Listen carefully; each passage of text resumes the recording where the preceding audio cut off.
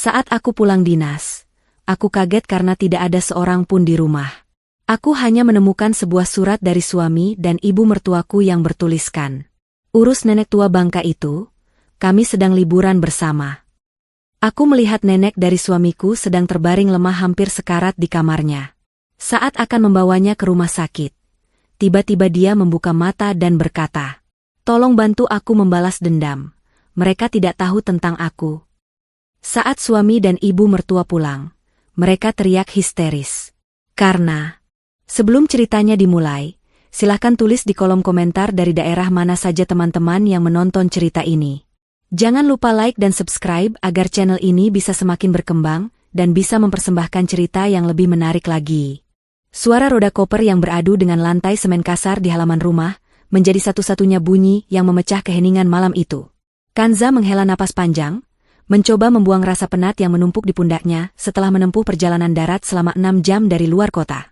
Tubuhnya terasa remuk redam. Dinas kali ini sungguh menguras tenaga dan pikiran, tetapi bayangan wajah suaminya, Anton, yang menyambutnya dengan segelas air hangat atau setidaknya senyuman, menjadi motivasi kecil yang membuatnya bertahan. Jam di pergelangan tangannya menunjukkan pukul 11 malam lewat sedikit. Seharusnya, lampu teras menyala, tetapi rumah itu tampak gelap gulita seperti rumah kosong yang ditinggalkan penghuninya bertahun-tahun. Kanza merogoh saku tasnya, mencari kunci cadangan yang selalu ia bawa. Perasaannya mulai tidak enak. Biasanya, Ibu Ida, mertuanya yang tinggal bersama mereka, akan sangat rewel jika lampu teras lupa dinyalakan karena alasan keamanan. Namun kali ini, kegelapan menyelimuti seluruh bangunan rumah sederhana itu. Kanza memutar kunci di lubang pintu. Bunyi klik terdengar nyaring, disusul dengan derit engsel pintu yang terbuka. Udara pengap langsung menyergap hidungnya. Itu adalah bau rumah yang tidak berventilasi seharian, bercampur dengan aroma debu tipis. Tidak ada aroma masakan, tidak ada suara televisi yang biasa dinyalakan Anton dengan volume keras, dan tidak ada suara omelan Ibu Ida. Kanza meraba dinding, mencari saklar lampu ruang tamu. Cahaya putih lampu neon berkedip sebentar sebelum menerangi ruangan yang berantakan itu. Bantal sofa berserakan di lantai, bungkus makanan ringan tergeletak begitu saja di atas meja, dan gelas-gelas kotor berjejer ditinggalkan. Kanza menggelengkan kepala pelan. Ia sudah terbiasa dengan pemandangan ini. Sebagai menantu yang bekerja sekaligus mengurus rumah tangga, ia seringkali harus membereskan kekacauan yang dibuat oleh suami dan ibu mertuanya.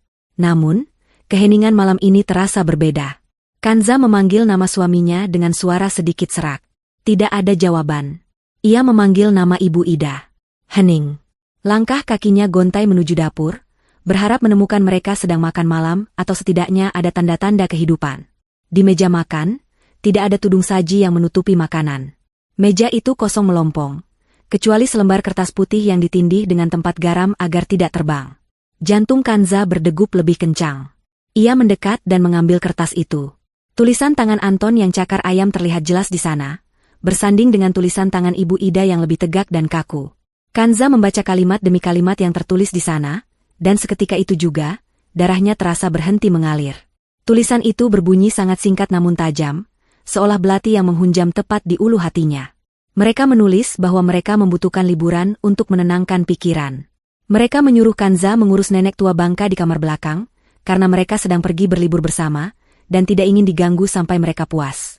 Lutut Kanza lemas. Ia meremas kertas itu hingga kusut. Air mata yang sejak tadi ia tahan kini mendesak keluar, tetapi ia tidak punya waktu untuk menangis.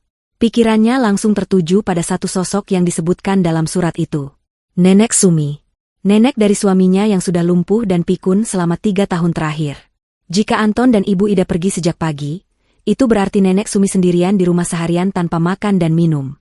Rasa panik seketika menggantikan rasa lelahnya.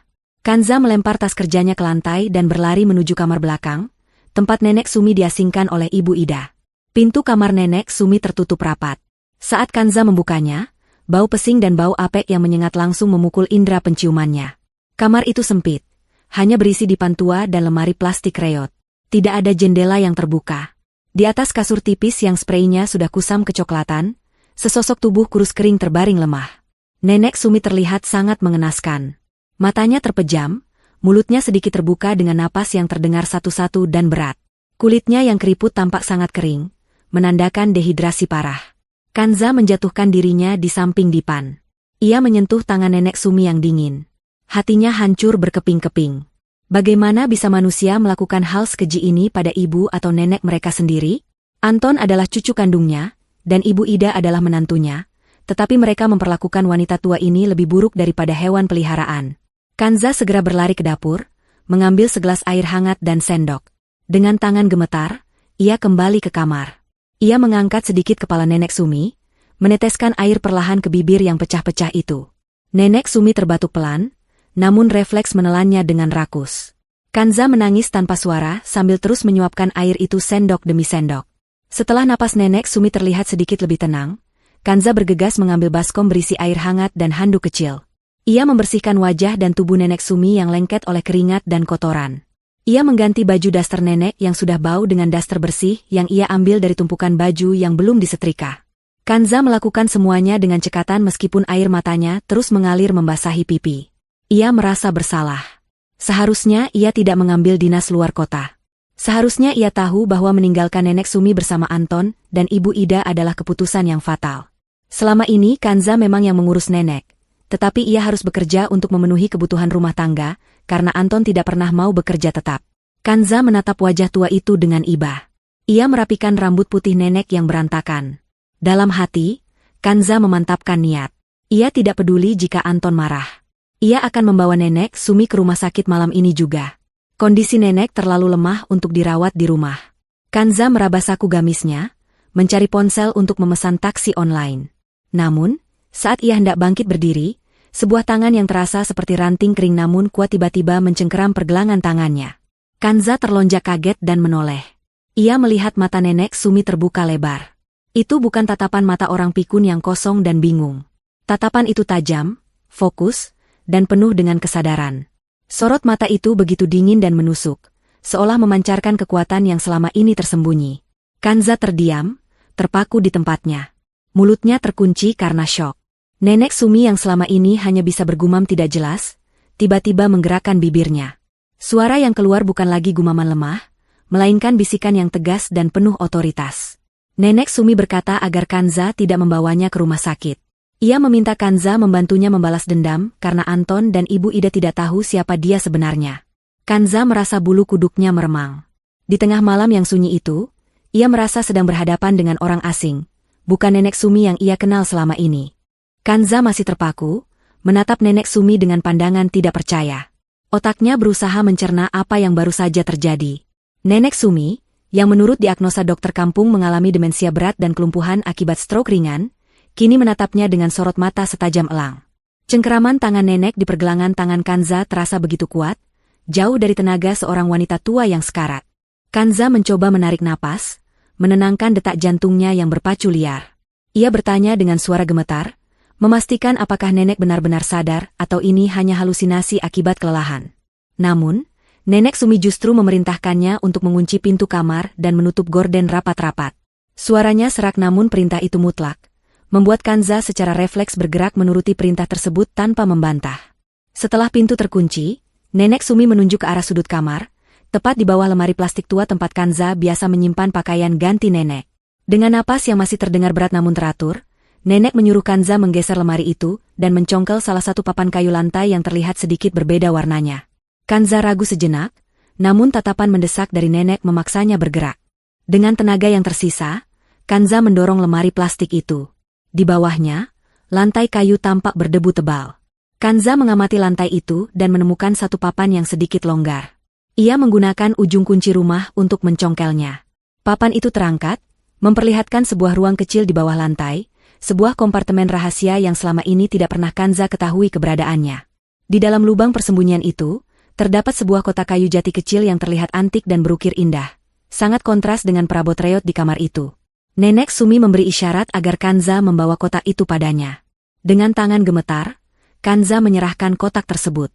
Nenek membukanya dengan jari-jari yang masih kaku namun pasti. Di dalamnya, terdapat beberapa botol kecil berisi cairan herbal berwarna pekat dan beberapa pil yang tidak terlihat seperti obat warung biasa. Nenek meminum salah satu cairan itu dalam sekali teguk tanpa bantuan air. Ia memejamkan mata sejenak, mengatur napasnya. Beberapa menit berlalu dalam keheningan yang mencekam. Perlahan, rona merah mulai kembali ke wajah nenek yang tadinya pucat pasi. Napasnya menjadi lebih panjang dan tenang. Saat Nenek Sumi membuka mata kembali, ia mencoba mendudukkan dirinya sendiri. Kanza refleks hendak membantu, tapi Nenek mengangkat tangan, memberi isyarat bahwa ia bisa melakukannya sendiri. Dan benar saja, wanita tua itu duduk tegak di atas kasur tipisnya. Postur tubuhnya berubah drastis. Tidak ada lagi punggung yang membungkuk lemah. Nenek menatap Kanza lekat-lekat, lalu tersenyum tipis. Sebuah senyuman yang menyeratkan rasa terima kasih sekaligus kepahitan yang mendalam. Nenek mulai berbicara dengan intonasi yang jelas dan bahasa yang terstruktur, bukan lagi bahasa daerah yang bercampur gumaman tak jelas seperti biasanya. Ia memperkenalkan dirinya kembali, bukan sebagai Nenek Sumi yang pikun, melainkan sebagai seorang wanita yang memegang kendali penuh atas kesadarannya. Nenek menjelaskan bahwa selama 3 tahun terakhir, kelumpuhan dan kepikunannya adalah sebuah sandiwara besar. Sebuah ujian yang ia rancang untuk melihat wajah asli dari keturunannya.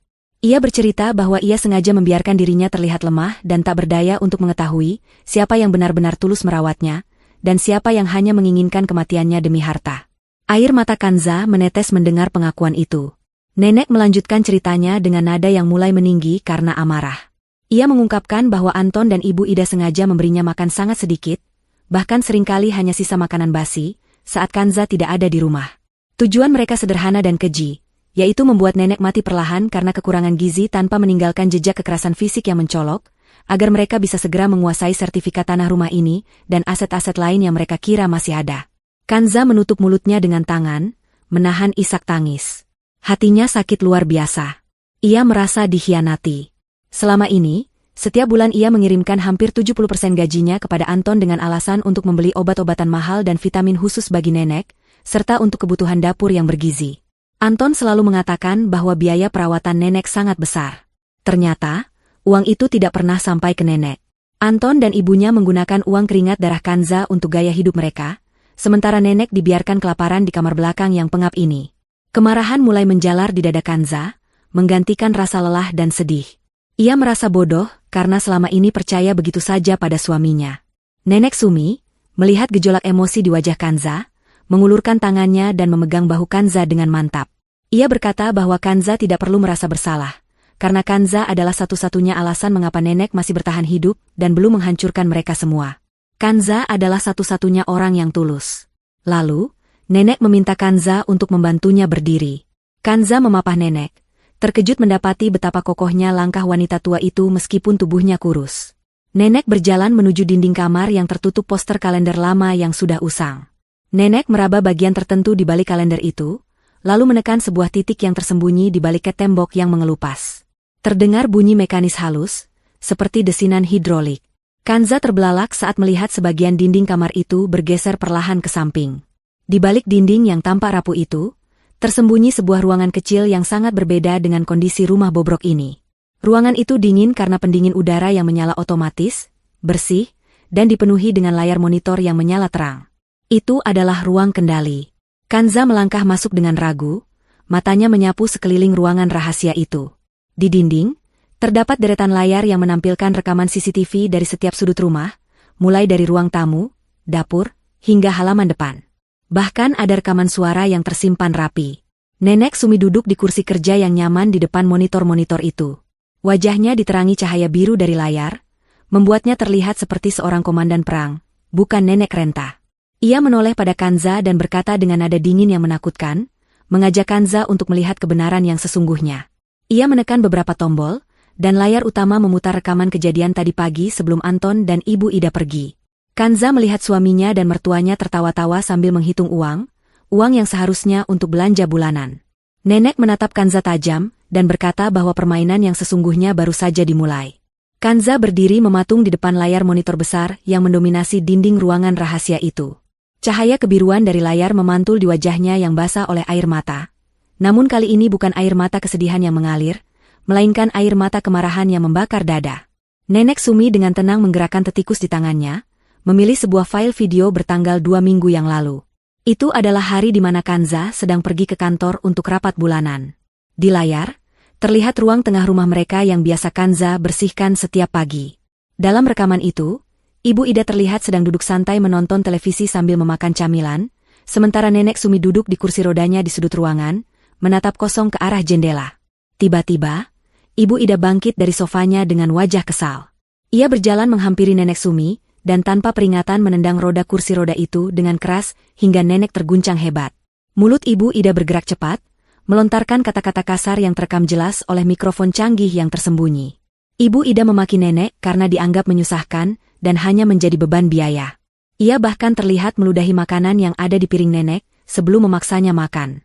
Kanza menutup mulutnya dengan tangan, menahan jeritan ngeri melihat kekejaman mertuanya yang selama ini selalu bermulut manis di depan tetangga. Kanza merasa dadanya sesak, seolah pasokan oksigen di ruangan itu menipis. Ia tidak menyangka wanita yang ia hormati sebagai pengganti ibunya sendiri tega melakukan hal sekeji itu pada orang tua yang tak berdaya. Nenek Sumi tidak berkata apa-apa. Ia hanya menekan tombol lain dan video berganti. Kali ini, tanggalnya menunjukkan waktu 3 hari yang lalu, tepat saat Kanza baru saja berangkat dinas luar kota. Rekaman itu memperlihatkan Anton masuk ke dalam rumah. Namun, ia tidak sendirian. Seorang wanita muda dengan pakaian modis dan riasan tebal ikut masuk bersamanya. Kanza mengenali wanita itu samar-samar. Dia adalah Sinta, teman masa kecil Anton yang pernah diperkenalkan sebagai sepupu jauh. Mereka duduk di sofa ruang tamu dengan sangat akrab, jauh melampaui batas kewajaran antara sepupu. Anton merangkul bahu Sinta dan tertawa lepas. Sebuah tawa yang jarang sekali Kanza dengar saat Anton bersamanya. Percakapan mereka terdengar jernih dan menyayat hati Kanza. Sinta bertanya kapan Anton akan menceraikan istri udiknya itu. Anton menjawab dengan santai sambil menyalakan rokok, mengatakan bahwa ia hanya perlu bersabar sedikit lagi. Ia menjelaskan rencananya dengan gamblang bahwa Kanza masih dibutuhkan sebagai mesin pencetak uang. Anton menyebut Kanza sebagai sapi perah yang bodoh dan penurut. Ia mengatakan bahwa begitu si tua bangka alias Nenek Sumi mati dan warisan tanah rumah ini jatuh ke tangannya, ia akan segera menendang Kanza keluar dari rumah dan menikahi Sinta. Mereka berdua tertawa terbahak-bahak, membayangkan hidup mewah di atas penderitaan Kanza dan kematian nenek. Sinta bahkan sempat bertanya apakah obat yang mereka campurkan ke minuman nenek sudah bekerja, dan Anton menjawab bahwa dosisnya pelan tapi pasti akan membuat nenek lewat dalam minggu ini. Dunia Kanza runtuh seketika. Kakinya tidak kuat lagi menopang tubuhnya, dan ia merosot ke lantai karpet yang dingin. Segala pengorbanannya selama 5 tahun pernikahan terasa sia-sia. Ia bekerja siang malam, lembur hingga sakit, menahan diri untuk tidak membeli baju baru demi membelikan Anton sepatu bermerek. Demi membiayai rumah ini, ternyata hanya dianggap sebagai sapi perah. Cintanya dikhianati dengan cara yang paling brutal. Anton bukan hanya suami yang malas, tapi ia adalah monster yang merencanakan pembunuhan neneknya sendiri dan kehancuran istrinya. Rasa sakit di hati Kanza perlahan berubah menjadi gumpalan es yang dingin dan keras. Tangisnya berhenti. Ia menghapus sisa air mata di pipinya dengan kasar. Nenek Sumi memutar kursi kerjanya menghadap Kanza. Ia tidak menawarkan kata-kata penghiburan yang manis, karena ia tahu Kanza tidak butuh dikasihani. Nenek bertanya dengan suara tegas, apakah Kanza sudah cukup melihat buktinya. Ia bertanya apakah Kanza siap untuk berhenti menjadi korban dan mulai menjadi pemain dalam sandiwara ini. Kanza mengangkat wajahnya. Matanya yang sembab kini memancarkan tekad yang baru. Ia bangkit berdiri, merapikan gamisnya, dan menatap lurus ke mata Nenek Sumi. Dengan suara yang mantap dan tanpa keraguan sedikitpun, Kanza menjawab bahwa ia siap. Ia tidak akan membiarkan mereka lolos begitu saja. Ia bersedia melakukan apapun yang nenek perintahkan untuk membalas perbuatan keji mereka. Nenek tersenyum puas. Ia mengulurkan tangannya, dan Kanza menjabat tangan keriput itu dengan erat. Sebuah kesepakatan tak tertulis telah terjalin di antara dua wanita yang paling disakiti di rumah itu. Tiba-tiba, terdengar bunyi bel pintu depan yang terhubung dengan interkom di ruang rahasia itu. Nenek melirik jam dinding, pukul 12 malam lewat. Ia berkata bahwa tamu kehormatan mereka sudah datang. Nenek menekan tombol untuk membuka kunci pintu depan secara otomatis dari ruang kendali. Ia meminta Kanza untuk menyambut tamu tersebut dan membawanya kemari. Kanza berjalan keluar dari kamar nenek, melintasi ruang tengah yang gelap dan sunyi, menuju pintu depan. Sebuah mobil sedan mewah berwarna hitam mengkilap terparkir di halaman rumah yang sempit itu. Mesinnya terdengar sangat halus nyaris tanpa suara. Seorang pria paruh baya dengan setelan jas rapi turun dari mobil. Ia membawa sebuah tas kerja kulit yang terlihat mahal. Di belakangnya, dua orang pria berbadan tegap dengan pakaian serba hitam ikut turun dan berdiri sigap di sisi mobil. Kanza membuka pintu lebar-lebar. Pria berjas itu mengangguk hormat pada Kanza, lalu bertanya dengan sopan apakah Madam Suri ada di dalam. Kanza sempat bingung sejenak mendengar nama Madam Suri, namun ia segera sadar bahwa itu adalah nama asli atau gelar Nenek Sumi. Kanza mempersilakan mereka masuk. Pria itu melangkah dengan percaya diri menuju kamar belakang, seolah ia sudah hafal denah rumah itu. Ketika pria itu masuk ke ruang rahasia dan melihat Nenek Sumi duduk di kursi kerjanya dengan tegak, ia segera membungkuk dalam-dalam, sebuah gestur penghormatan yang sangat tinggi. Ia memperkenalkan dirinya sebagai Pak Lukman, pengacara pribadi dan kepala divisi hukum dari perusahaan induk milik Nenek. Kanza terperangah. Ternyata Nenek bukan hanya orang kaya biasa, tetapi seorang matriark yang memiliki kekuasaan besar. Malam itu, di ruangan sempit di balik dinding, rencana besar mulai disusun. Dokumen-dokumen dikeluarkan, strategi dibahas, dan nasib Anton serta Ibu Ida sedang ditulis ulang oleh tangan-tangan yang mereka anggap lemah. Matahari bersinar terik di sebuah villa mewah di kawasan pegunungan yang sejuk. Di tepi kolam renang pribadi, Anton sedang berbaring di kursi malas sambil menikmati segelas jus jeruk dingin. Ia memakai kacamata hitam gaya terbaru yang baru saja ia beli kemarin menggunakan kartu kredit tambahan milik Kanza. Di sebelahnya, Ibu Ida sedang sibuk memotret pemandangan dan makanan mewah yang tersaji di meja untuk diunggah ke media sosial. Ia ingin memamerkan kepada teman-teman arisannya bahwa ia sedang menikmati hidup selayaknya orang kaya raya.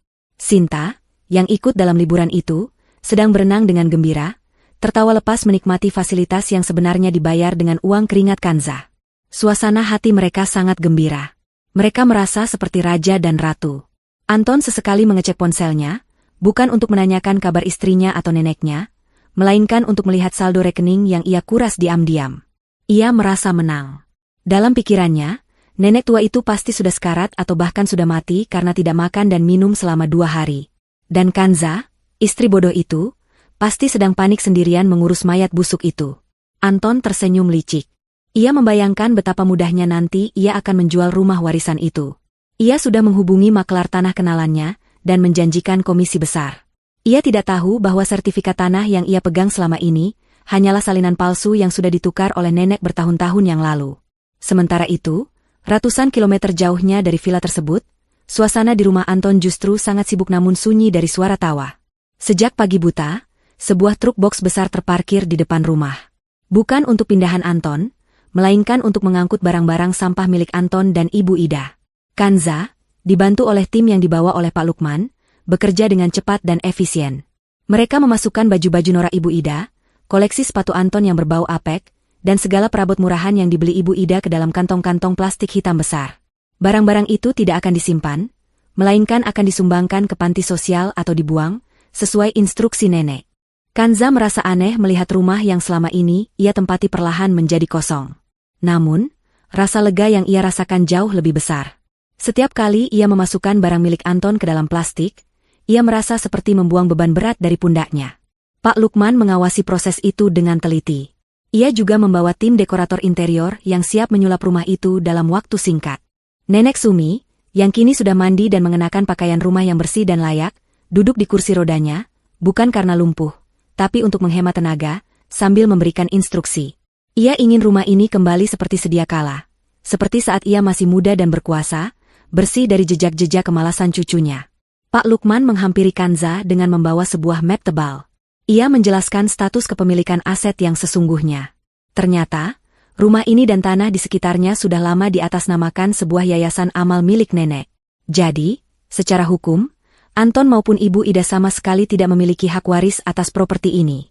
Bahkan mobil yang Anton bawa liburan itu statusnya adalah mobil sewaan jangka panjang atas nama perusahaan, yang sewanya baru saja diputus sepihak oleh Pak Lukman pagi ini. Kanza mendengarkan penjelasan itu dengan seksama. Ia kagum dengan kecerdasan nenek yang sudah mengantisipasi segala kemungkinan terburuk dari keluarganya sendiri.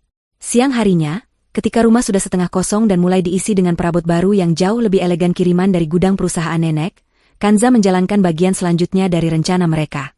Nenek meminta Kanza untuk mengirim pesan kepada Anton. Dengan tangan yang tenang, Kanza mengetik pesan di ponselnya. Kalimatnya singkat dan dirancang untuk memancing reaksi asli Anton.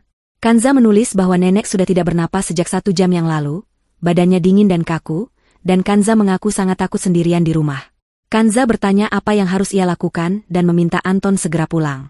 Kanza menekan tombol kirim, lalu meletakkan ponselnya di meja, menunggu dengan sabar. Nenek Sumi ikut melihat layar ponsel itu. 1 menit berlalu. 2 menit. 5 menit kemudian, ponsel bergetar. Sebuah balasan masuk dari Anton. Kanza membuka pesan itu dan membacanya keras-keras agar nenek dan Pak Lukman bisa mendengar. Jawaban Anton sungguh di luar nalar manusia yang punya hati nurani. Anton menulis agar Kanza tidak usah panik, dan jangan membuat keributan yang mengundang tetangga. Ia menyuruh Kanza membungkus jenazah nenek dengan kain apa saja, dan membiarkannya dulu di kamar. Anton beralasan bahwa mereka baru bisa pulang lusa karena urusan bisnis belum selesai. Di akhir pesan, Anton menambahkan agar Kanza tidak menelepon lagi karena sinyal di sana buruk. Pak Lukman menggelengkan kepala, tampak jijik mendengar isi pesan itu. Nenek Sumi hanya mendengus kasar, ekspresinya datar namun matanya menyala-nyala. Bagi nenek, pesan itu adalah paku terakhir untuk peti mati masa depan Anton. Tidak ada lagi keraguan sedikitpun untuk menghancurkan cucunya sendiri. Kanza membalas pesan itu dengan satu kalimat penutup yang penuh makna ganda. Ia menulis, "Baik, Mas. Aku akan mengurus semuanya di sini. Sampai jumpa lusa." Kanza meletakkan ponselnya. Wajahnya kini dingin, tanpa ekspresi sedih sedikitpun. Ia menoleh pada Pak Lukman dan memberikan anggukan tegas. Transformasi rumah pun berlanjut dengan lebih agresif. Karpet-karpet berdebu digulung dan diganti dengan permadani tebal yang mewah. Gorden-gorden kusam diturunkan, diganti dengan tirai sutra yang elegan. Dinding-dinding yang kotor dicat ulang dengan cepat menggunakan cat yang cepat kering dan tidak berbau. Dalam waktu kurang dari 24 jam, rumah sederhana yang suram itu berubah menjadi sebuah hunian berkelas yang memancarkan aura kekuasaan. Ini bukan lagi rumah Anton si pengangguran. Ini adalah kediaman sementara Madam Suri, sang konglomerat yang bangkit dari kematian. Dan di rumah inilah, panggung pengadilan bagi Anton dan Ibu Ida telah disiapkan dengan sempurna. Kanza menatap ke arah pintu depan, membayangkan wajah terkejut suaminya nanti. Ia tidak sabar menunggu hari itu tiba. Sinar matahari pagi yang menerobos masuk melalui celah jendela rumah Kanza hari itu terasa berbeda. Biasanya, cahaya itu hanya menyoroti debu-debu yang berterbangan di ruang tamu yang semrawut dan penuh barang-barang tak berguna milik Ibu Ida. Namun hari ini, cahaya itu menyinari sebuah kesibukan luar biasa yang mengubah total atmosfer rumah tersebut. Sejak truk pertama datang subuh tadi, rumah itu seperti diserbu oleh pasukan semut yang bekerja dengan disiplin militer. Di bawah komando Pak Lukman yang tak banyak bicara namun sangat efisien, puluhan pekerja berseragam rapi bergerak cepat tanpa menimbulkan kegaduhan yang berarti. Mereka tidak hanya membersihkan, tetapi mereka menghapus jejak.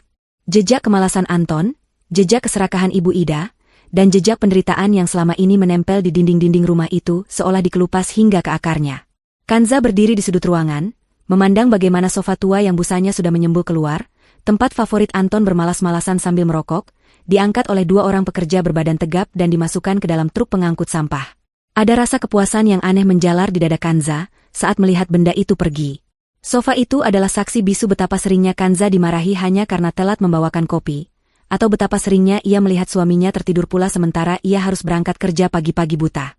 Setelah sofa itu lenyap, giliran lemari pajangan norak milik Ibu Ida yang berisi keramik-keramik palsu. Ibu Ida sangat membanggakan lemari itu, sering memamerkannya pada tamu meski isinya hanya barang tiruan murah. Saat lemari itu diangkut keluar, Kanza merasa ruang tamunya tiba-tiba menjadi 2 kali lebih luas. Seolah rumah itu akhirnya bisa bernapas lega setelah sekian lama tercekik oleh sampah visual. Transformasi fisik rumah itu berjalan seiring dengan transformasi yang lebih mengejutkan di kamar belakang. Nenek Sumi, yang selama ini dikenal tetangga sebagai wanita tua renta yang bau dan menyedihkan, sedang menjalani proses perubahan yang mencengangkan. Pak Lukman telah mendatangkan seorang penata rias dan penata busana pribadi yang biasa melayani kalangan elit. Di dalam kamar yang kini sudah bersih dan harum aroma lavender, Nenek Sumi duduk di depan cermin besar yang baru dipasang. Kanza nyaris tidak mengenali sosok itu. Rambut putih nenek yang biasanya kusut masai kini disanggul rapi dengan gaya modern yang elegan, menampilkan leher jenjangnya yang masih menyisakan sisa-sisa kecantikan masa muda. Wajah keriputnya dipoles dengan riasan tipis namun tegas, menyamarkan pucat sisa sakit dan menonjolkan garis rahangnya yang keras dan berwibawa. Tidak ada lagi daster lusuh penuh noda makanan. Tubuh nenek kini dibalut oleh setelan kebaya modern berbahan sutra kualitas terbaik berwarna biru malam yang memancarkan aura keanggunan. Di jari manisnya, melingkar sebuah cincin bermata batu zamrud hijau yang berkilau tajam, senada dengan bros yang tersemat di dadanya. Itu bukan perhiasan imitasi seperti milik Ibu Ida, melainkan perhiasan asli yang nilainya mungkin setara dengan harga 10 rumah di kompleks ini. Ketika nenek berdiri dan mematut diri di cermin, posturnya tegak sempurna. Tongkat kayu jeleknya sudah dibuang, digantikan dengan tongkat jalan berukir kepala naga dari perak yang terlihat lebih sebagai aksesori kekuasaan daripada alat bantu jalan. Kanza menatap nenek mertuanya itu dengan kagum sekaligus segan. Sosok di depannya bukan lagi Nenek Sumi, melainkan Madam Suri, sang ratu bisnis yang sesungguhnya. Siang harinya, setelah rumah selesai ditata ulang dengan perabot-perabot bergaya minimalis mewah yang didatangkan langsung dari gudang pribadi Madam Suri, Kanza dipanggil ke ruang tengah. Di sana, di atas meja marmer hitam yang mengkilap, terhampar beberapa dokumen penting yang disiapkan oleh Pak Lukman. Kanza duduk di hadapan nenek dan pengacaranya. Pak Lukman menyodorkan sebuah pena emas kepada Kanza. Dokumen pertama adalah surat gugatan cerai. Kanza membaca judul dokumen itu dengan hati bergetar. Selama bertahun-tahun, kata cerai adalah momok yang menakutkan baginya, sebuah aib yang selalu ditanamkan oleh keluarganya agar ia terus bersabar. Namun hari ini, melihat tanda tangan Anton di ingatan masa lalunya dan kekejamannya, dokumen itu terlihat seperti tiket menuju kebebasan. Dengan tarikan napas panjang dan bismillah, Kanza menggoreskan tanda tangannya di atas materai. Goresan tintanya tegas, tidak ada getaran ragu sedikitpun. Dokumen kedua jauh lebih tebal. Itu adalah surat kuasa dan pengalihan manajemen yayasan sosial milik Madam Suri. Nenek menjelaskan bahwa ia sudah terlalu tua untuk mengurus detail operasional, dan ia membutuhkan seseorang yang memiliki hati emas dan kejujuran mutlak untuk melanjutkannya. Ia tidak mempercayai anak cucunya sendiri, tetapi ia mempercayai Kanza.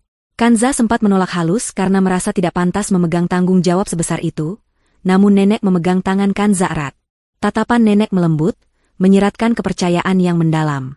Nenek berkata bahwa kecerdasan bisa dipelajari, tetapi ketulusan hati adalah anugerah yang langka.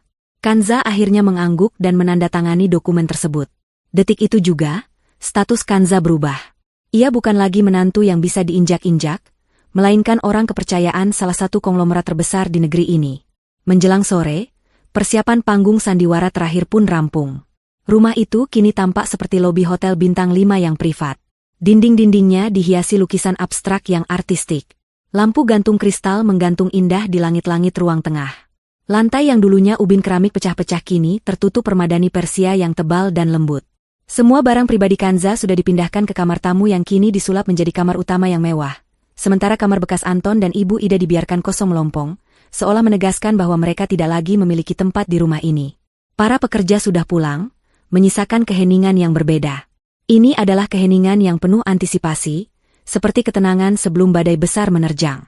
Malam mulai turun menyelimuti kompleks perumahan itu. Kanza mematikan semua lampu utama, membiarkan rumah tenggelam dalam kegelapan pekat. Hanya lampu indikator dari perangkat elektronik yang berkedip samar. Sesuai rencana, mereka harus membuat Anton dan rombongannya mengira rumah masih dalam keadaan duka atau kosong. Kanza duduk di salah satu sofa tunggal di samping Nenek Sumi yang duduk dengan tenang di kursi kebesarannya di tengah ruangan. Di kegelapan itu, Kanza bisa mendengar detak jantungnya sendiri yang berpacu kencang. Bukan karena takut, tetapi karena adrenalin yang memuncak. Ia membayangkan wajah Anton, wajah Ibu Ida, dan wajah Sinta saat mereka masuk nanti. Ia membayangkan kehancuran kesombongan mereka. Pak Lukman dan 2 orang pengawal pribadi berbadan besar berdiri patung di sudut-sudut ruangan yang gelap. Nyaris tak terlihat namun kehadiran mereka memberikan rasa aman yang luar biasa bagi Kanza. Nenek Sumi berbisik pelan, mengingatkan Kanza untuk tetap tenang dan mengikuti alur main yang sudah mereka latih. Suara nenek terdengar sangat dingin, setajam pisau bedah. Ia berkata bahwa malam ini akan menjadi pelajaran paling berharga bagi cucu durhakanya, sebuah pelajaran yang tidak akan pernah mereka lupakan seumur hidup. Kanza mengangguk dalam gelap. Ia meremas tangannya yang berkeringat dingin, mencoba menyalurkan keberanian dari sosok wanita tua di sampingnya. Di luar, suara jangkrik mulai terdengar bersahutan, menemani penantian mereka. Waktu terasa berjalan sangat lambat, setiap detiknya menyiksa sekaligus nikmat. Kanza menarik napas dalam-dalam, mencium aroma parfum mahal yang kini memenuhi rumahnya, dan memantapkan hati. Ia siap menyambut tamu-tamu tak diundang itu. Ia siap mengakhiri penderitaannya malam ini juga. Jarum jam menunjukkan pukul 8 malam ketika suara deru mesin mobil yang familiar terdengar mendekat. Itu adalah suara mobil SUV sewaan yang dibawa Anton. Mesinnya sedikit kasar karena Anton memang pengemudi yang tidak tahu cara merawat kendaraan. Mobil itu berhenti tepat di depan pagar rumah. Lampu sorot mobil menembus kegelapan halaman, menyapu dinding depan rumah yang kini sudah dicat ulang dengan warna abu-abu elegan. Namun Anton dan penumpangnya tampaknya terlalu lelah atau terlalu bodoh untuk menyadari perubahan warna cat itu di tengah malam buta. Suara pintu mobil dibanting terdengar kasar, diikuti oleh suara-suara tawa yang memecah keheningan malam. Kanza, yang duduk di dalam kegelapan ruang tengah, menajamkan telinganya. Ia bisa mendengar suara cempreng Ibu Ida yang mengeluh. Ibu Ida mengomel tentang betapa lelahnya perjalanan pulang karena macet, dan betapa laparnya perutnya. Ia berteriak menyuruh Anton cepat-cepat membuka pintu, karena ia ingin segera mandi dan makan. Lalu terdengar suara manja Sinta yang menimpali, mengeluh bahwa kakinya sakit karena memakai sepatu hak tinggi seharian.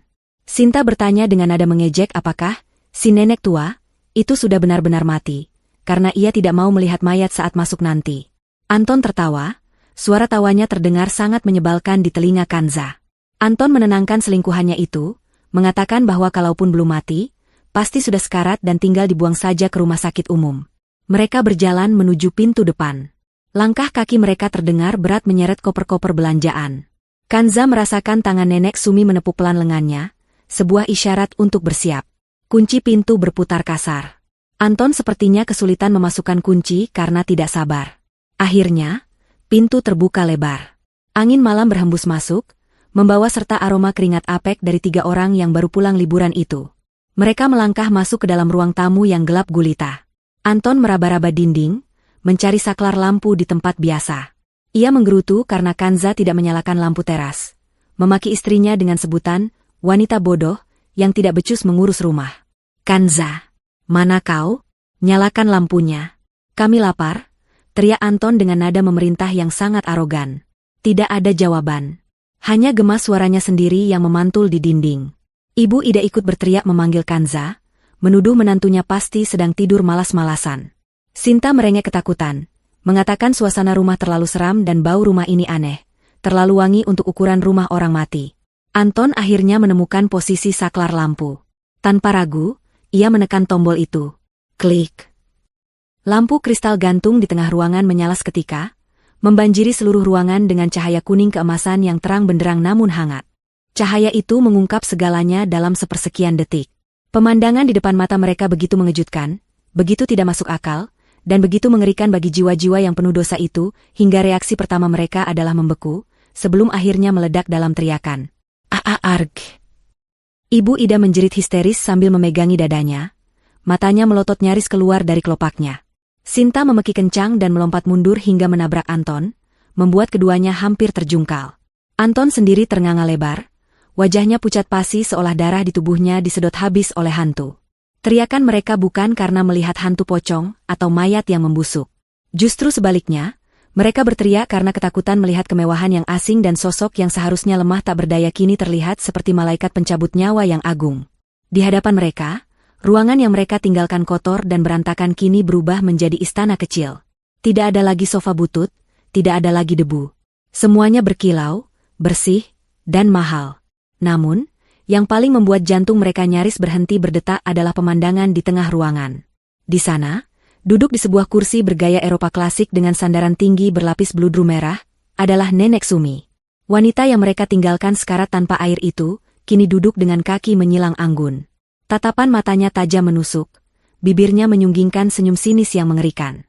Di tangan kanannya, ia memegang cangkir teh porselen tipis yang uapnya masih mengepul wangi. Di sisi kiri dan kanannya, berdiri 2 orang pengawal berjas hitam dengan tubuh menjulang seperti raksasa, tangan mereka terlipat di dada dengan ekspresi datar yang mengintimidasi. Dan di samping Nenek Sumi, berdiri Kanza. Istri yang biasa tampil lusuh dengan daster rumahan saat menyambut Anton, kini terlihat sangat berbeda. Kanza mengenakan gamis panjang berwarna krem yang jatuh dengan indah di tubuhnya, dipadu dengan hijab warna senada yang rapi. Wajahnya bersih, segar, dan yang paling menakutkan bagi Anton, wajah itu dingin. Tidak ada senyum penyambutan, tidak ada ketakutan, tidak ada ketundukan. Kanza menatap mereka bertiga seperti menatap kotoran yang menempel di sepatu. Setan? Itu setan.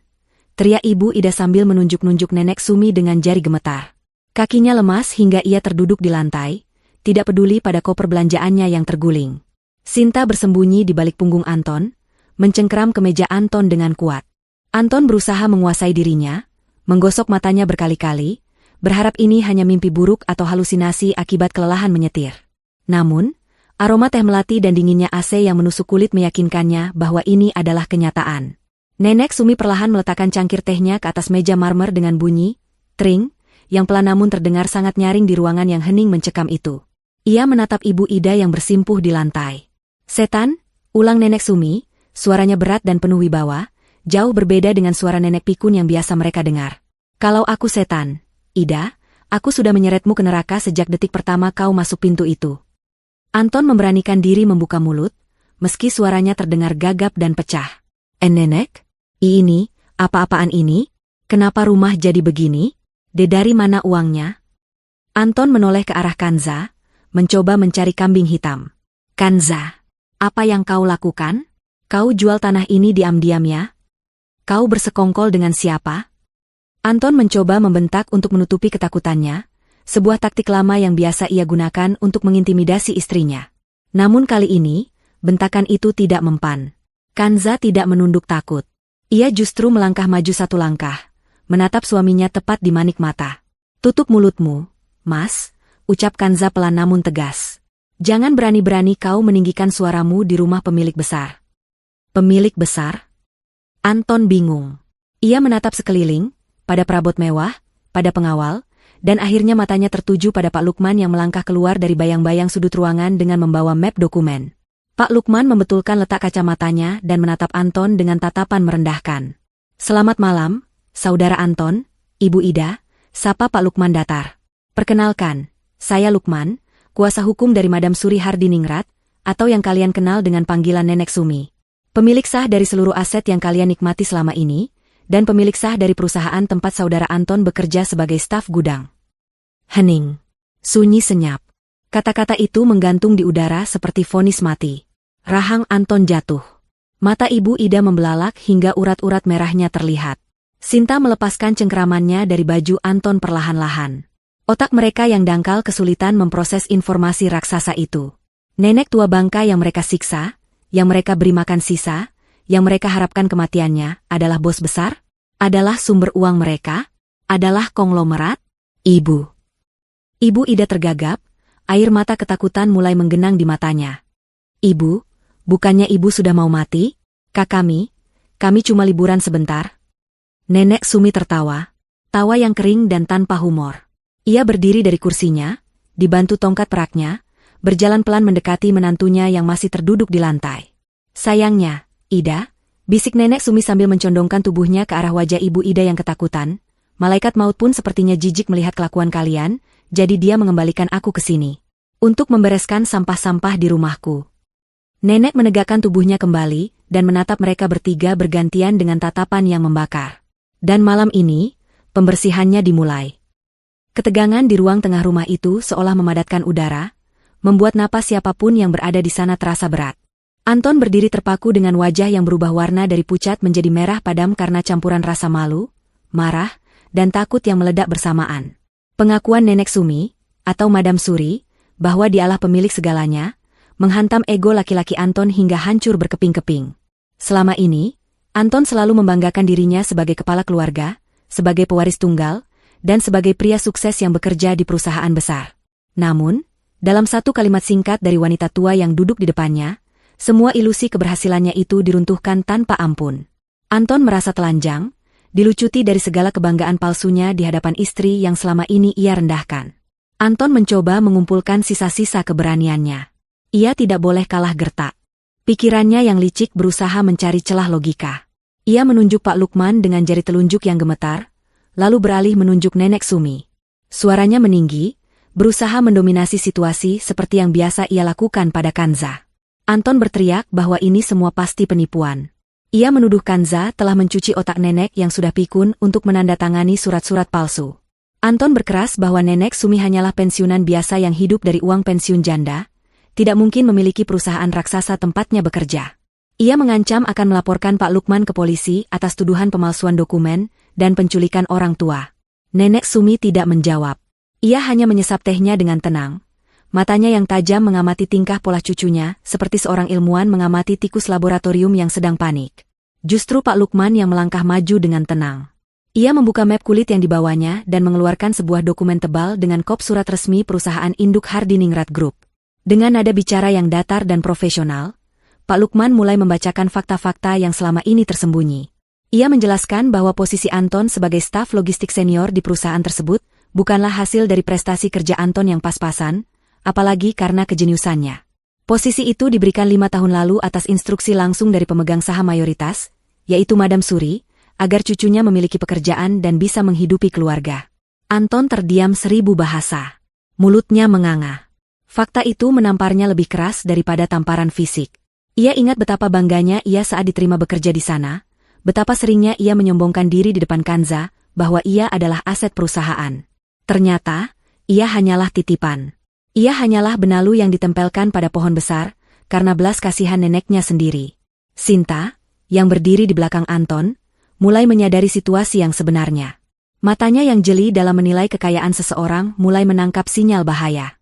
Ia melihat nenek Sumi, melihat pengawal, melihat kemewahan ruangan, dan menyadari bahwa Anton hanyalah pion kecil yang tidak berharga. Pegangan tangannya pada lengan Anton perlahan terlepas sepenuhnya.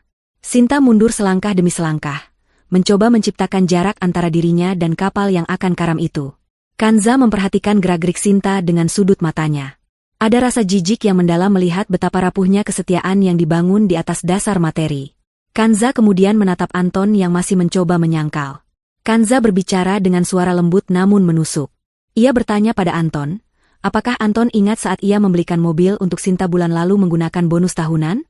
Kanza memberitahu bahwa bonus itu sebenarnya adalah dividen kecil dari saham yayasan yang seharusnya masuk rekening nenek, tapi Anton gelapkan dengan memalsukan tanda tangan. Wajah Anton semakin pucat. Kejahatannya satu persatu mulai dikuliti. Tiba-tiba, keheningan ruangan dipecahkan oleh bunyi notifikasi ponsel yang bertubi-tubi. Bunyi itu berasal dari saku celana Anton. Ting, ting, ting. Bunyi yang biasanya Anton sukai karena menandakan pesan masuk dari teman-temannya, kini terdengar seperti lonceng kematian. Anton dengan tangan gemetar merogoh sakunya dan mengeluarkan ponsel pintarnya. Layar ponsel itu menyala terang, menampilkan rentetan email dan pesan singkat yang masuk secara bersamaan. Anton membaca notifikasi pertama.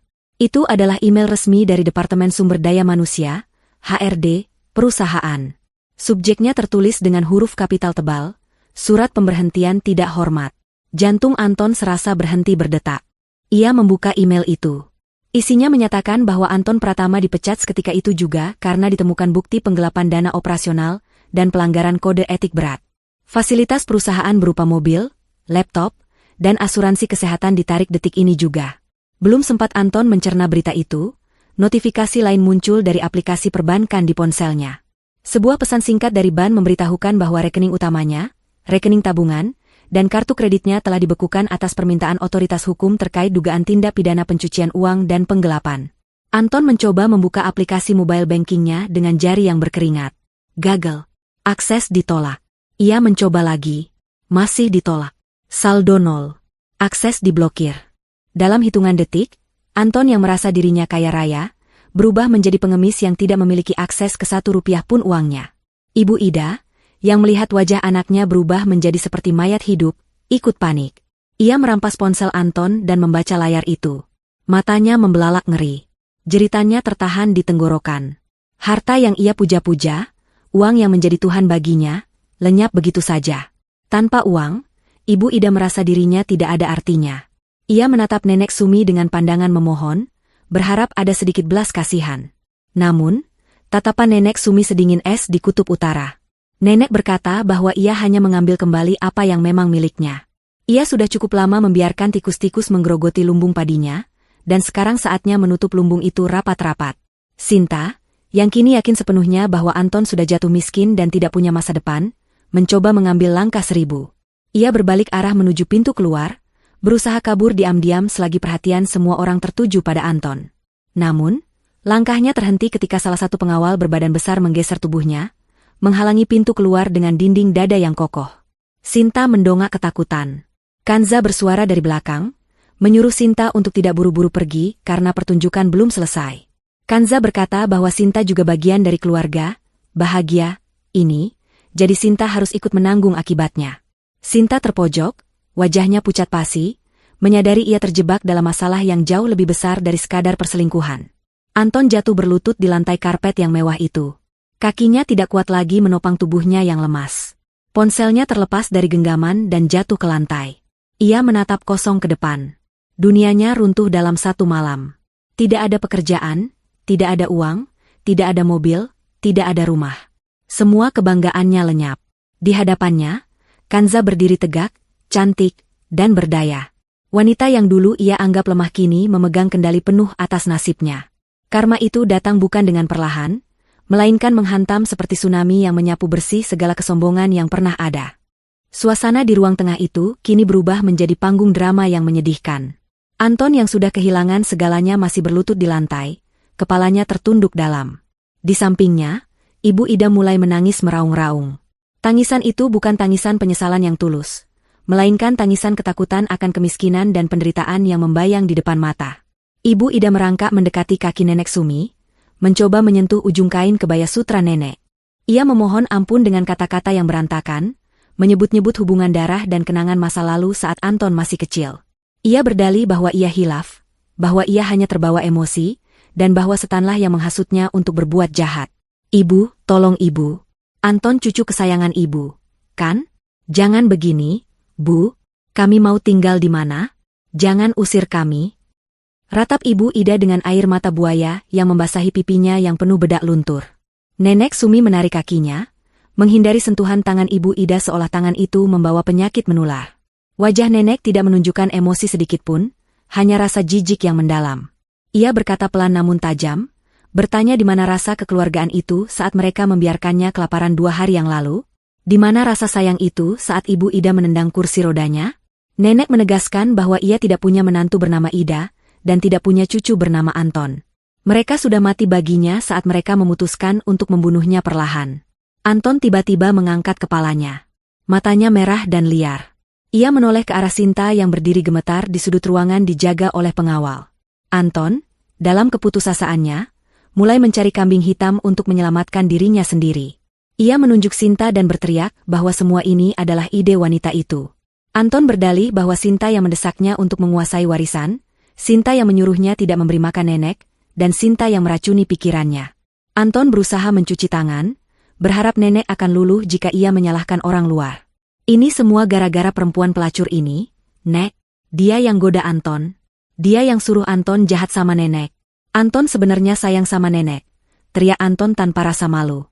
Sinta terbelalak mendengar tuduhan itu. Rasa takutnya berubah menjadi kemarahan defensif. Ia tidak mau masuk penjara atau dihukum sendirian demi laki-laki pecundang yang sudah bangkrut ini. Sinta menjerit, membalas tuduhan Anton dengan membongkar aib yang lebih besar. Ia berteriak bahwa Anton pembohong besar. Sinta mengungkapkan bahwa Anton dan Ibu Idalah yang merencanakan semuanya sejak awal. Sinta bahkan membocorkan rahasia paling gelap yang selama ini mereka simpan rapat-rapat. Bohong.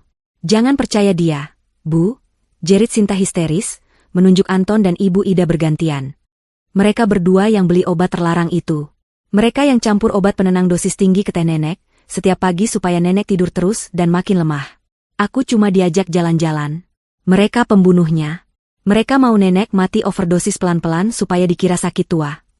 Pengakuan Sinta meledak seperti bom di ruangan itu. Kanza tersentak kaget. Ia tahu mereka jahat, tapi ia tidak menyangka mereka sekeji itu sampai hati memberi racun atau obat terlarang pada orang tua. Wajah Nenek Sumi mengeras.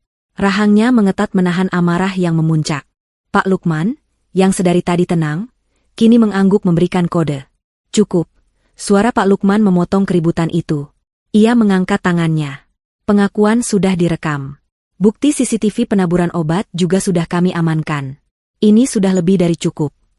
Pak Lukman menekan tombol di ponselnya. Pintu samping yang menghubungkan ruang tengah dengan garasi terbuka. 3 orang petugas kepolisian berseragam lengkap masuk dengan langkah tegap. Rupanya mereka sudah menunggu di sana sejak tadi, mendengarkan seluruh percakapan sebagai saksi langsung. Wajah Anton dan Ibu Ida seketika pucat pasi, darah seolah lenyap dari tubuh mereka. Mereka tidak menyangka bahwa ini bukan sekadar pengadilan keluarga, tetapi pengadilan hukum yang sesungguhnya. Polisi-polisi itu langsung bergerak sigap. Salah satu petugas membacakan hak-hak tersangka kepada Anton dan Ibu Ida. Tuduhan yang dikenakan sangat berlapis. Percobaan pembunuhan berencana, penelantaran lansia, penggelapan dana perusahaan dalam jumlah besar, dan penyalahgunaan obat-obatan terlarang. Petugas mengeluarkan borgol besi yang berkilau dingin di bawah lampu kristal. Bunyi klik saat borgol mengunci pergelangan tangan Anton terdengar sangat menyakitkan.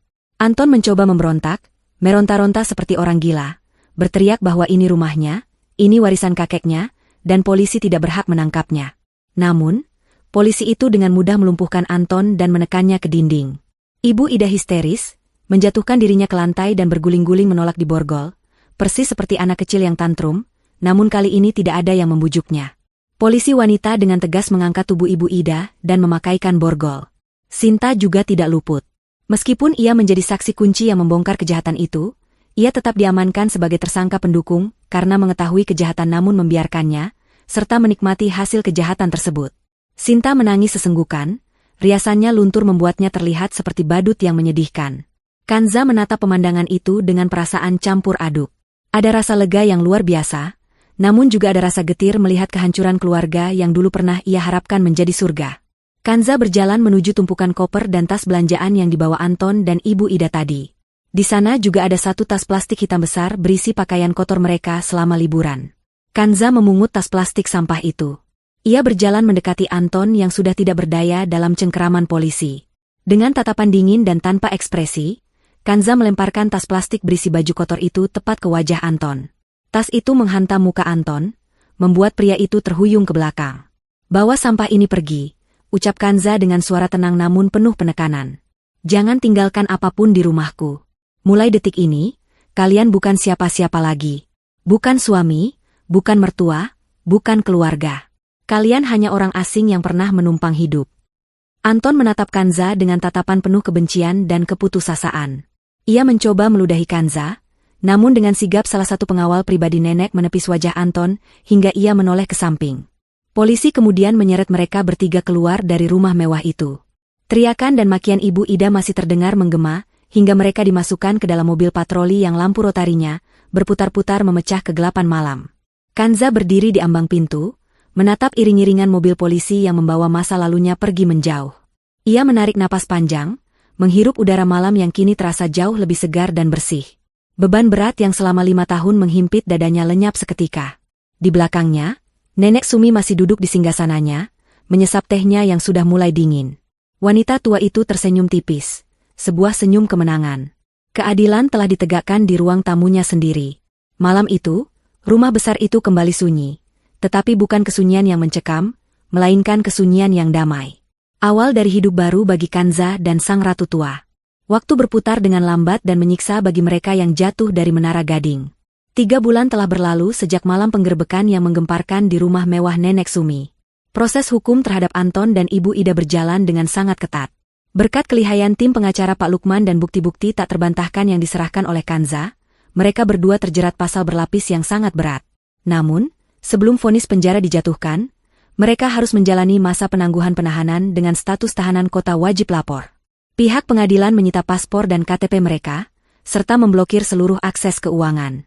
Mereka tidak dipenjara secara fisik di balik jeruji besi untuk sementara waktu karena alasan administratif penjara yang penuh, tetapi kehidupan yang mereka jalani di luar penjara justru jauh lebih mengerikan daripada neraka yang bisa mereka bayangkan. Tanpa uang sepeser pun, tanpa rumah untuk bernaung, dan tanpa kendaraan, Anton dan Ibu Ida benar-benar menjadi gelandangan di kota mereka sendiri. Teman-teman sosialita Ibu Ida yang dulu selalu memuji tas palsunya kini memblokir nomor teleponnya. Saudara-saudara jauh yang dulu sering Anton pameri kesuksesan semu, kini menutup pintu rapat-rapat, takut terseret kasus penggelapan uang perusahaan raksasa itu. Sinta, sang selingkuhan yang menjadi saksi kunci atau justice kolaborator, telah dilepaskan dari tuntutan berat, namun hidupnya hancur lebur. Wajahnya terpampang di media lokal sebagai pelakor yang bersekongkol dalam percobaan pembunuhan. Ia dipecat dari pekerjaannya, diusir dari kosannya, dan kini menghilang entah kemana, membawa aib yang akan melekat seumur hidup. Siang itu, matahari bersinar sangat terik, membakar aspal jalanan hingga uap panas terlihat menguap ke udara. Di sebuah emperan toko elektronik yang tutup di pinggir jalan raya yang sibuk, 2 sosok manusia tampak duduk meringkuk di atas kardus bekas. Mereka adalah Anton dan Ibu Ida. Penampilan mereka sungguh jauh berbeda dari 3 bulan lalu. Anton, yang dulu selalu mengenakan kemeja rapi dan beraroma parfum mahal, kini mengenakan kaos oblong yang sudah bolong di bagian ketiak dan celana jeans yang dekil penuh noda tanah. Rambutnya gondrong tidak terurus. Wajahnya dipenuhi brewok kasar yang tidak dicukur, dan kulitnya terbakar matahari menjadi gelap dan kusam. Di sampingnya, Ibu Ida terlihat lebih mengenaskan. Wanita yang dulu tidak bisa hidup tanpa bedak tebal dan lipstik merah itu, kini tampak tua dan layu. Rambutnya yang mulai memutih terlihat kusut masai, wajahnya keriput dan kotor oleh debu jalanan. Gamis yang dipakainya adalah satu-satunya baju yang ia miliki, sudah berbau apek karena jarang dicuci dan dipakai berhari-hari tidur di jalanan. Mereka berdua menatap kosong ke arah lalu lintas yang padat, perut mereka berbunyi nyaring menuntut diisi. Sejak pagi, mereka belum makan apapun kecuali air keran yang mereka minum dari masjid terdekat. Rasa lapar itu bukan lagi sekadar rasa tidak nyaman, melainkan rasa sakit yang melilit usus dan membuat kepala pening. Konflik di antara ibu dan anak itu meledak hanya karena hal sepele. Anton melihat sisa nasi bungkus yang baru saja dibuang oleh seorang pejalan kaki ke dalam tong sampah terbuka di dekat mereka. Tanpa rasa malu lagi, insting bertahan hidup Anton mengambil alih. Ia berlari kecil, mengorek sampah itu, dan menemukan setengah bungkus nasi dengan sisa kuah gulai dan tulang ayam yang masih ada sedikit dagingnya. Anton segera membawa harta karun itu kembali ke kardusnya. Namun, Ibu Ida yang juga kelaparan melihat itu dengan mata berbinar liar. Ia langsung menyambar bungkusan nasi itu dari tangan Anton. Terjadilah pertengkaran memalukan di pinggir jalan itu. Anton berusaha merebut kembali nasi sisa itu dari tangan ibunya sendiri. Mereka saling tarik-menarik, saling memaki dengan kata-kata kasar yang tidak pantas diucapkan oleh ibu dan anak. Ibu Ida berteriak bahwa ia yang melahirkan Anton, jadi ia berhak makan duluan. Anton membalas dengan bentakan bahwa ini semua salah ibunya yang serakah, yang menyuruhnya untuk tidak memberi makan nenek, sehingga mereka terkena karma seperti ini. Nasi bungkus itu akhirnya robek. Isinya tumpah berserakan di atas trotoar yang kotor dan berdebu. Mereka berdua terdiam menatap nasi yang kini bercampur pasir itu. Ibu Ida menangis meraung-raung, memukuli dada Anton dengan tenaga yang lemah. Anton mendorong ibunya hingga jatuh terduduk. Ia menjambak rambutnya sendiri karena frustrasi. Harga diri mereka sudah tidak ada lagi. Mereka menjadi tontonan orang-orang yang lewat. Beberapa orang merekam kejadian itu dengan ponsel mereka sambil tertawa mengejek. Mengenali mereka sebagai keluarga viral, yang beritanya sempat heboh di media sosial sebagai penjahat yang durhaka pada nenek sendiri. Anton menutupi wajahnya karena malu, rasa panas menjalar di pipinya bukan karena matahari, tapi karena aib yang ditelanjangi di muka umum. Di tengah keputusasaan itu, sebuah mobil sedan mewah berwarna hitam mengkilap melaju pelan membelah kemacetan di depan mereka. Mobil itu terlihat sangat elegan, kontras dengan debu dan kekumuhan tempat Anton berada. Kaca jendela belakang mobil itu perlahan turun. Dari celah jendela, terlihat sosok wanita muda yang sangat cantik. Ia mengenakan hijab berbahan satin lembut berwarna pastel, wajahnya bersinar bersih, memancarkan ketenangan dan aura kesuksesan. Itu adalah Kanza. Mata Anton terbelalak.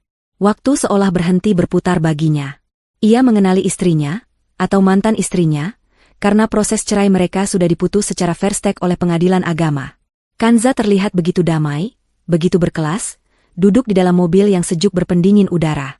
Di pangkuannya, terlihat sebuah tablet kerja, menandakan ia kini adalah wanita karir yang sibuk mengurus hal-hal penting, bukan lagi wanita yang sibuk mengurus cucian kotor Anton. Tatapan mereka bertemu selama beberapa detik. Anton mengharapkan melihat kemarahan atau ejekan di mata Kanza. Namun, yang ia lihat justru lebih menyakitkan. Tatapan datar. Kanza menatapnya tanpa emosi, seolah Anton hanyalah bagian dari pemandangan jalanan yang tidak penting, sama seperti tiang listrik atau tong sampah. Anton, didorong oleh penyesalan dan keinginan untuk kembali ke kehidupan nyaman, bangkit berdiri dan berlari mengejar mobil itu. Ia mengabaikan ibunya yang masih menangis di trotoar. Anton berteriak memanggil nama Kanza dengan suara serak. Ia memohon, meminta maaf, berjanji akan berubah, dan meminta diberi kesempatan kedua. Ia berlari tersari-tari di samping mobil yang melaju pelan. Tangannya mencoba menggapai pegangan pintu mobil. Namun, Kanza tidak bergeming. Ia tidak memalingkan wajah, ia tidak menyuruh sopir berhenti. Dengan gerakan tangan yang anggun dan tenang, Kanza menekan tombol power window. Kaca jendela perlahan naik, menutup akses Anton pada dunia Kanza. Anton menggedor-gedor kaca itu, wajahnya penuh air mata dan ingus, memohon belas kasihan. Tetapi kaca itu tertutup rapat, kedap suara, memisahkan dua dunia yang kini berbeda langit dan bumi. Mobil mewah itu kemudian melaju lebih cepat, meninggalkan Anton yang kehabisan napas dan terjatuh di aspal panas. Asap knalpot menyembur tipis ke wajah Anton, seolah menjadi salam perpisahan terakhir. Anton tertelungkup di jalan, menangis meraung-raung menyesali kebodohannya. Ia telah membuang berlian demi menggenggam bangkai, dan kini ia harus memakan bangkai itu sendirian. Karma telah datang dengan cara yang paling puitis dan menyakitkan. Ia merasakan sendiri bagaimana rasanya diabaikan, bagaimana rasanya kelaparan, dan bagaimana rasanya tidak dianggap ada, persis seperti yang ia lakukan pada Nenek Sumi. 1 tahun kemudian, palu hakim akhirnya diketuk dengan keras di ruang sidang yang hening, menandakan berakhirnya babak hukum bagi Anton dan Ibu Ida. Vonis yang dijatuhkan sangat berat dan tanpa ampun. Hakim menyatakan mereka terbukti secara sah dan meyakinkan melakukan percobaan pembunuhan berencana dengan motif penguasaan harta, serta penelantaran orang tua yang mengakibatkan penderitaan fisik dan psikis berat. Anton dijatuhi hukuman penjara selama 12 tahun, sementara Ibu Ida mendapat vonis 10 tahun penjara. Tidak ada air mata yang bisa mengubah keputusan itu. Tidak ada pengacara yang mau membela mereka secara gratis setelah aset mereka disita negara dan dikembalikan ke yayasan. Kehidupan di dalam penjara menjadi babak baru penderitaan bagi mereka. Anton, yang terbiasa hidup manja dan tidak pernah bekerja kasar, kini menjadi bulan-bulanan di dalam sel yang sempit dan pengap. Ia ditempatkan satu sel dengan narapidana kasus kekerasan yang bertubuh besar dan kasar. Di sana, status sosial Anton sebagai mantan staf perusahaan tidak ada artinya. Ia dipaksa menjadi babu bagi narapidana lain. Setiap pagi, Anton harus bangun paling awal untuk menyikat lantai kamar mandi umum penjara yang kotor dan bau pesing tanpa menggunakan sarung tangan. Ia harus mencucikan baju teman-teman satu selnya, memijat kaki mereka, dan menyerahkan jatah makanannya jika kepala kamar memintanya. Tubuh Anton kini kurus kering, tulang pipinya menonjol, dan matanya cekung tanpa cahaya kehidupan. Setiap kali ia menyikat lantai toilet yang kotor, ia teringat pada Kanza. Dulu, Kanzalah yang membersihkan toilet rumah mereka, Kanza yang mencuci baju kotornya, dan Kanza yang menyiapkan makanannya. Anton baru menyadari betapa berat pekerjaan itu, dan betapa jahatnya ia dulu yang tidak pernah mengucapkan terima kasih, malah sering memaki jika hasilnya tidak bersih. Kini, ia merindukan omelan Kanza, merindukan masakan Kanza, merindukan rumah hangat yang dulu ia sia-siakan. Penyesalan itu menghantuinya setiap malam, menjadi teman tidurnya di atas lantai semen yang dingin tanpa alas. Nasib Ibu Ida tidak kalah buruknya di blok wanita. Sifatnya yang judes dan sombong membuatnya dibenci oleh sesama narapidana wanita. Di hari pertama, ia mencoba memerintah narapidana lain untuk mengambilkan air minum, seperti ia memerintah pembantu. Akibatnya, ia dipukuli dan dikucilkan. Kini, Ibu Ida yang gengsinya selangit harus bekerja di dapur umum penjara, mengupas ribuan bawang dan kentang setiap hari hingga jari-jarinya lecet dan kapalan.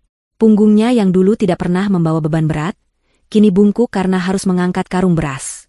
Wajahnya yang dulu selalu dipoles perawatan mahal, kini penuh flek hitam dan keriput yang dalam. Ironi terbesar dalam hidupnya terjadi di sini. Ia yang dulu memperlakukan Nenek Sumi seperti sampah tak berguna, kini diperlakukan lebih rendah dari sampah oleh lingkungan sekitarnya. Sementara itu, di luar tembok penjara yang suram, kehidupan berjalan dengan indah dan penuh berkah bagi Kanza dan Nenek Sumi. Kanza kini telah resmi diangkat menjadi Direktur Eksekutif Yayasan Hardiningrat, sebuah yayasan amal raksasa milik Nenek yang fokus membantu lansia terlantar dan memberikan beasiswa bagi anak-anak kurang mampu. Kanza tidak hanya duduk di balik meja, ia turun langsung ke lapangan. Kecerdasan dan ketulusan hatinya membuat yayasan itu berkembang pesat. Kanza menjadi sosok wanita inspiratif yang dihormati banyak orang. Ia tampil percaya diri di berbagai seminar, berbicara tentang pemberdayaan perempuan dan perlindungan lansia. Penampilannya semakin anggun dan berkelas, namun sifat rendah hatinya tidak pernah berubah. Ia tetap Kanza yang ramah dan murah senyum. Nenek Sumi, atau Madam Suri, menikmati masa tuanya dengan kebahagiaan yang melimpah. Kesehatannya pulih secara ajaib berkat perawatan medis terbaik dan, yang paling penting, kasih sayang tulus dari Kanza. Nenek tidak lagi menggunakan kursi roda, ia bisa berjalan perlahan dengan tongkatnya mengelilingi taman rumah yang asri. Setiap pagi, mereka sarapan bersama di teras belakang yang menghadap ke kolam ikan koi. Tidak ada lagi ketegangan, tidak ada lagi ketakutan akan diracuni. Rumah itu kini dipenuhi tawa dan diskusi hangat tentang masa depan yayasan. Sore itu, langit berwarna jingga keemasan. Kanza dan Nenek duduk di kursi taman sambil menikmati teh hangat dan kue bolu buatan Kanza. Satu hal yang Kanza tetap ingin lakukan sendiri, meski memiliki banyak asisten rumah tangga. Nenek menatap wajah Kanza dengan tatapan penuh kasih, tatapan seorang ibu kepada anaknya. Ia meletakkan cangkir tehnya dan memegang tangan Kanza. Kulit keriput Nenek bersentuhan dengan kulit halus Kanza, sebuah simbol regenerasi dan pewarisan nilai. Terima kasih, Nak, ucap Nenek pelan, suaranya bergetar karena haru. Terima kasih sudah pulang hari itu. Terima kasih sudah memilih untuk menolong nenek tua yang bau ini, padahal kamu bisa saja lari menyelamatkan dirimu sendiri. Kanza tersenyum lembut, matanya berkaca-kaca. Ia menggenggam balik tangan Nenek dengan erat. Nenek salah, jawab Kanza lembut. Akulah yang harus berterima kasih. Nenek menyelamatkanku dari hidup yang sia-sia. Nenek memberiku kekuatan untuk melawan, memberiku rumah yang sesungguhnya, dan memberiku keluarga yang menyayangiku apa adanya. Nenek mengangguk-angguk, air mata bahagia menetes di pipinya. Tuhan memang maha adil, Kanza. Dia mengambil cucu kandungku yang berhati iblis, tapi dia menggantinya dengan cucu perempuan yang berhati emas. Kamu adalah warisan terbesarku, Kanza. Bukan perusahaan itu, bukan uang di bank, tapi kamu. Kanza memeluk nenek erat. Di pelukan itu, ia merasakan kedamaian yang sempurna. Masa lalu yang kelam bersama Anton dan Ibu Ida terasa seperti mimpi buruk yang sudah lama berlalu. Kini, ia terbangun di realitas yang indah. Ia bebas. Bebas dari penindasan, bebas dari kemiskinan, dan bebas menjadi dirinya sendiri. Keadilan telah menemukan jalannya, menempatkan setiap orang di tempat yang pantas mereka dapatkan.